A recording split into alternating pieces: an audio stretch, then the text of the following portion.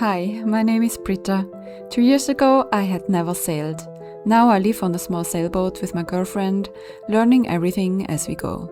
And sometimes learning doesn't look dramatic at all. Sometimes the sea is flat, the wind is gone, nothing breaks, nothing explodes.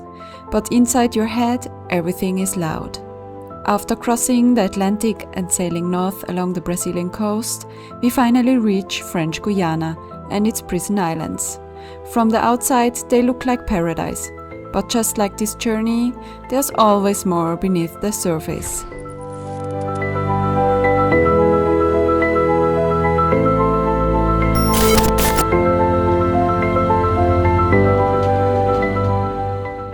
We leave at 5 in the morning, no wind, not even a breath, so we motor.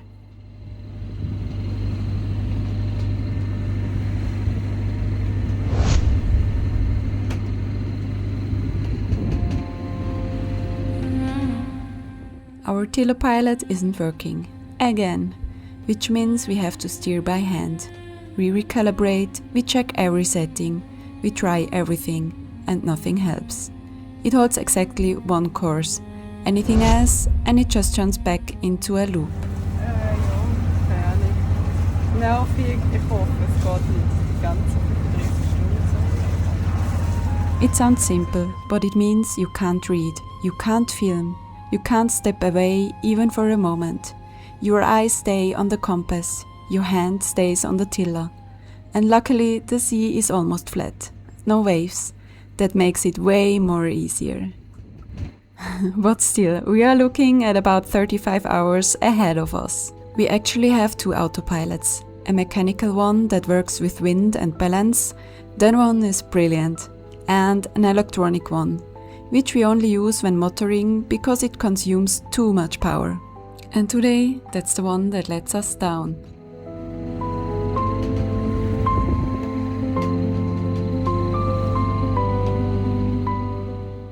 Don't worry, we'll figure out why, just not today.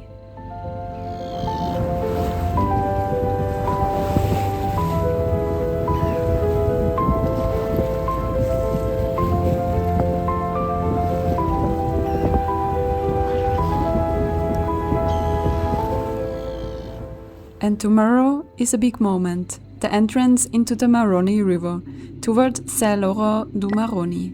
Many sections are only deep enough at high tide. There's a narrow channel, and it leads straight into the jungle. We'll see if our calculations were right.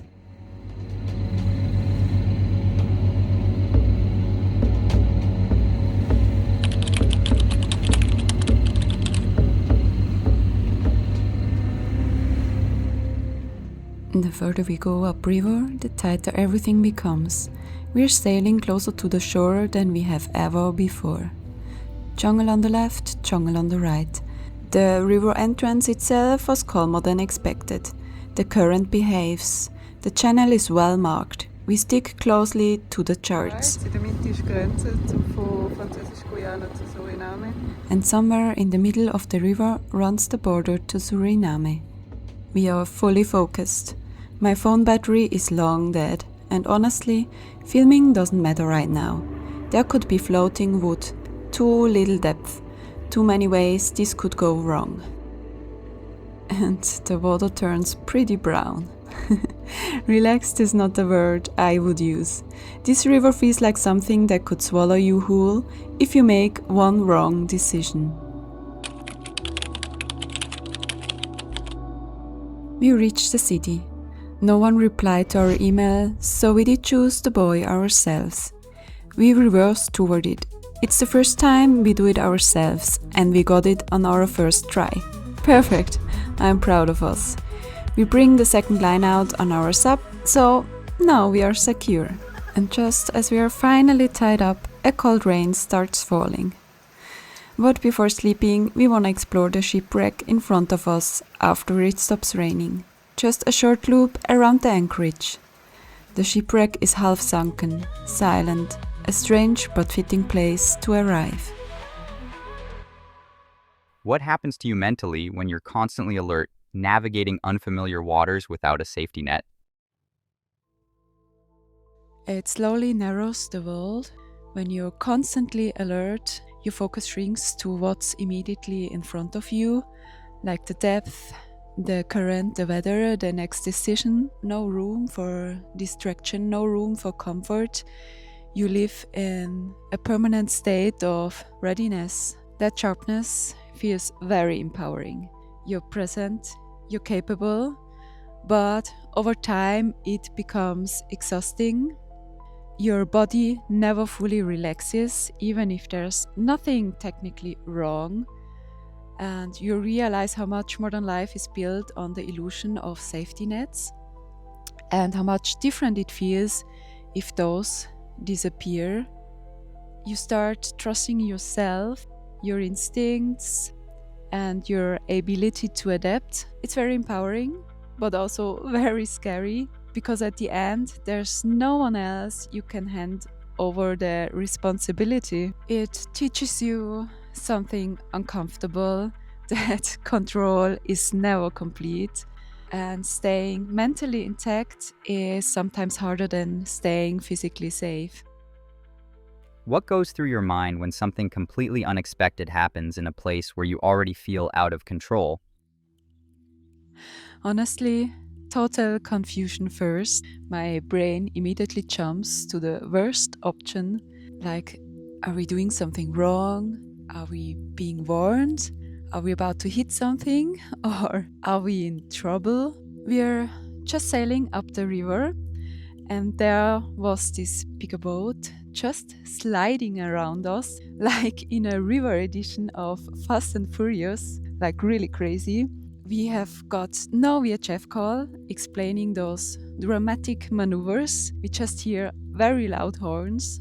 And then he was sliding again very close, and mid-drift he opens his door and just stands there smiling and waving at us and saying, "Hey, welcome." That moment felt like such a relief and also kind of funny.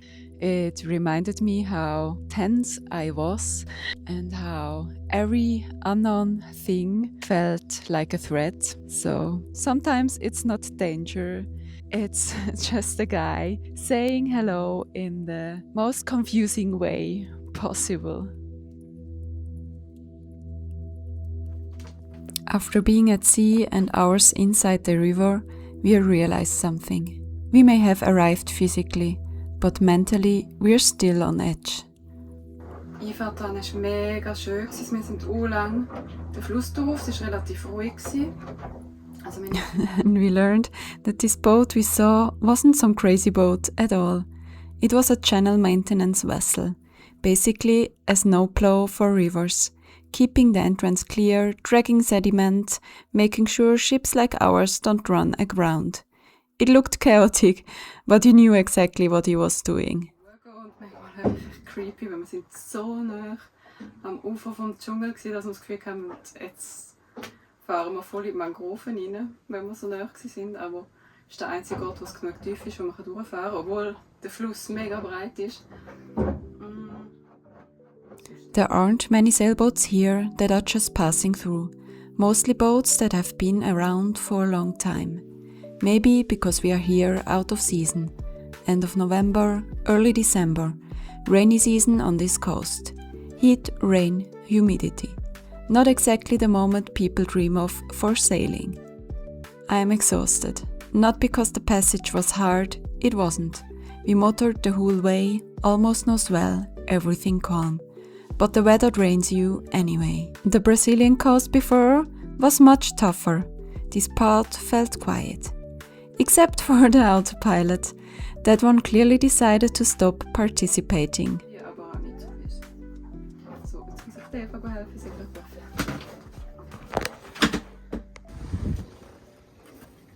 It's low tide and my heart almost stops when I step outside. Shit, is it really that shallow here? We had already spotted what looked like a rock from a distance, but hadn't noticed it was drifting closer. Wir haben einen Stein neben uns. Neben uns einfach irgendeinen fahrenden Matthaufen. Around the boys, my mind jumps straight to worst case scenarios.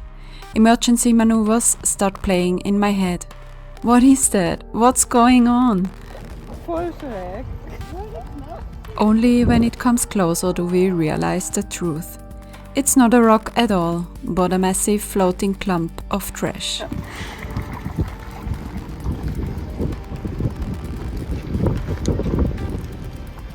It slowly makes a full circle around our boat, then drifts off again. Bizarre and oddly funny. Was meinst du? Mach mal Schnürli dran, nehmen wir mit.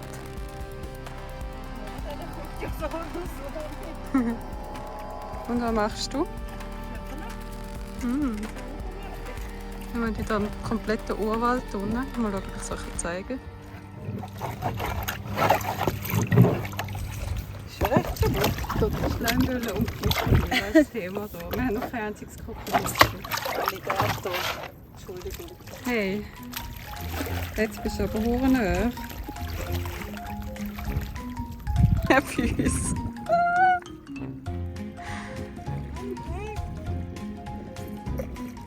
Shortly before that, the maintenance vessel passed by and was cleaning things up. The junk probably came from clearing the channel.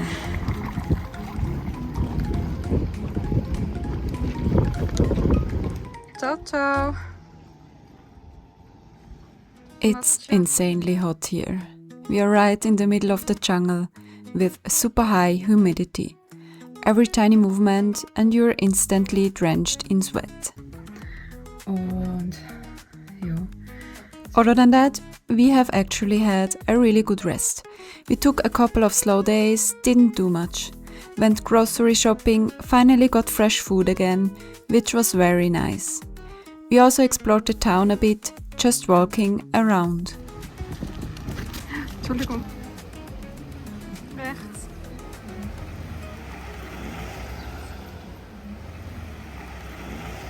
Today, Saint-Laurent feels calm, almost sleepy, but this place carries layers. Under everyday life, under traffic, under rain and heat, lies a history that never fully left. It was never just a town. It was the gateway. Every prisoner sent to the Salvation Islands passed through here first. This was where the journey into punishment actually began. Paperwork, numbers, orders, and then the river. From here, there was no turning back. Mega geil, haben wir wieder Internet. And the best part, we have internet here. We just have to go ashore. There's a small tourist info spot where everyone gets free Wi-Fi. Super nice and open to everyone.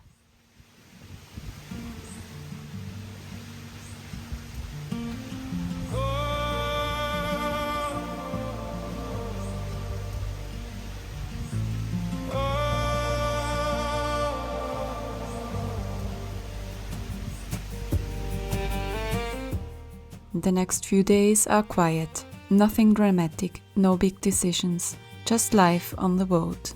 We spend a lot of time on shore, cleaning up the chaos that somehow always returns. Laundry goes to a tiny harbor coffee office and we shop for food. The supermarket is huge, new and bright. Rows and rows of things we don't need. French cheese, too much wine, imported fruit and vegetables from Europe. It feels surreal. Mit dem Stand-Up-Paddle fahren wir hin und her, da ist da am Dock rennen. Und da hinten ist Moher. Nice. Other than that, Saint-Laurent feels calm, almost sleepy. People talk about giant anacondas in the river. We haven't seen any. At least yet. The river water smells when it sits too long in the hose. Showering with it feels questionable, but carrying water from shore every day isn't an option either. So you adapt, and somehow the days disappear.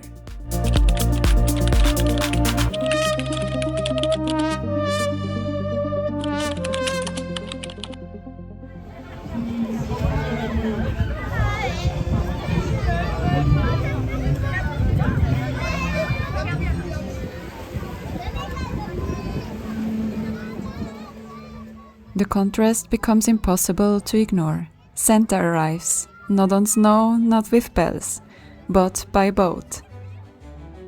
The children are thrilled, some are scared. One girl bursts into tears when he finally steps onto land. It's strange to think about Christmas in this heat.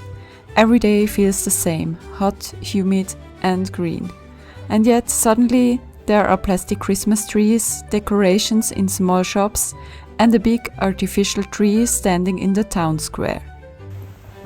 And a few days later, everything disappears again.